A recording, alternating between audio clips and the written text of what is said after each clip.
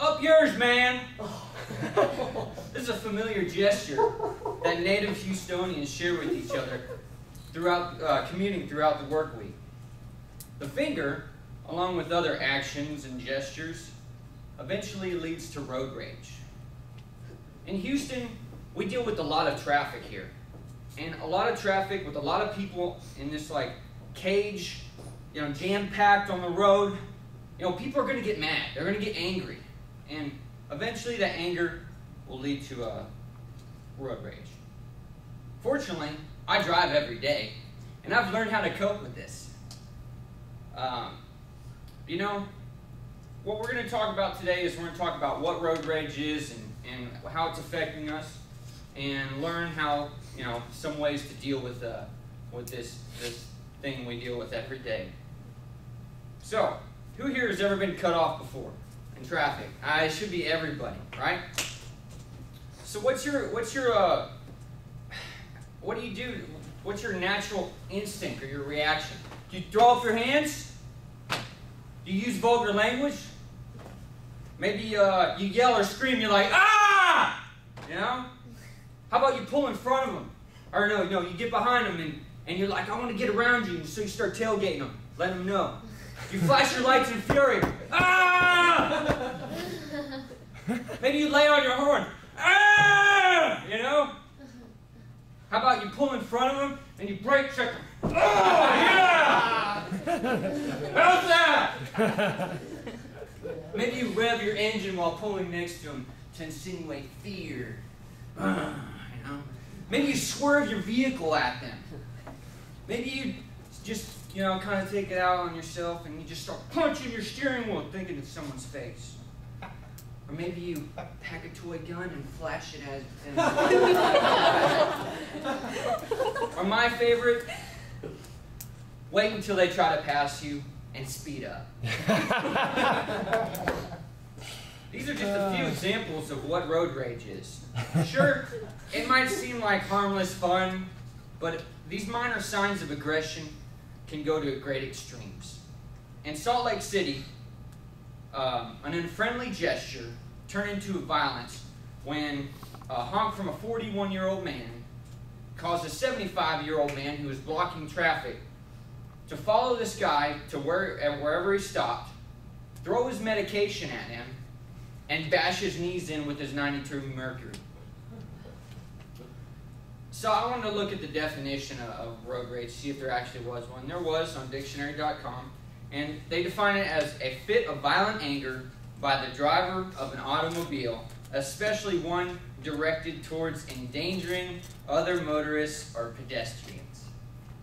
The term road rage was developed in 1980 by the media, where traffic and this kind of problem was persisting, and so they came up with this term road rage, and said they took a poll and 80% of people experienced some kind of aggression on the road.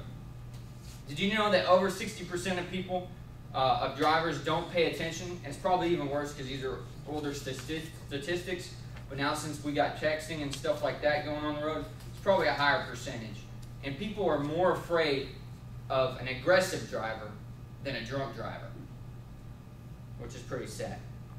And millions of drivers, they believe it's okay to teach aggressive drivers a lesson by what?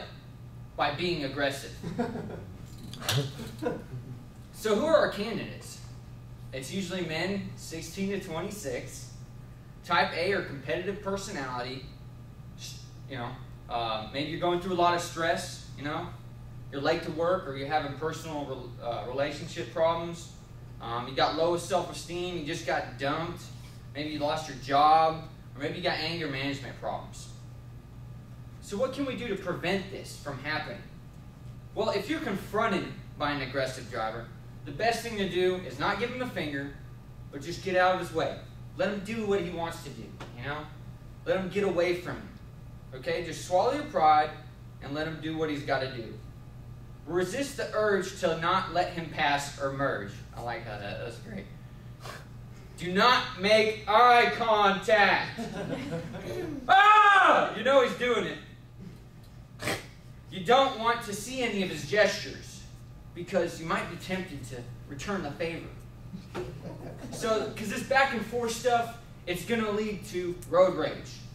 So, what do you do if you actually experience this road rage, this rage syndrome, Well, I found, according to Tranquil Moments with Aromatherapy, road rage is caused by anger.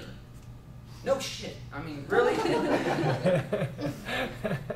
They say aromatherapy is the quickest way to calm down. They suggest we try these essential oils to diffuse your anger. Like German Schemmeline, I can't even pronounce it. Ylang ylang, sandalwood, cypress, and lavender. It is possible to find your own oasis from the storms of road rage and experience a tranquil moment with aromatherapy. I seriously found that quote. That's sad. Also, I found an article by this guy. His name's Newton Hightower, and he actually is a native Houstonian. He lives in Houston, and he's the director of the Center of Anger Resolution, and this is in Houston, Texas. And what this guy does is he arms himself, not with a gun while he commutes, but he arms himself with a tape, and it's actually cassette tape of a musical, A West Side Story. And whenever he starts feeling his anger, this rage, he pops in the West Side Story and he starts singing.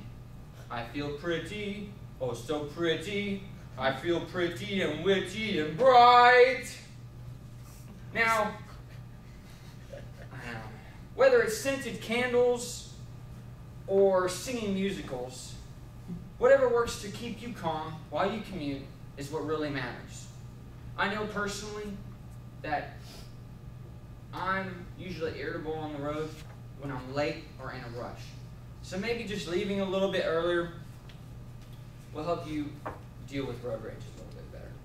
So now that you know the signs of road rage, maybe you or someone you know, next time shoots you the bird, you will know what the right choice is. Thank you.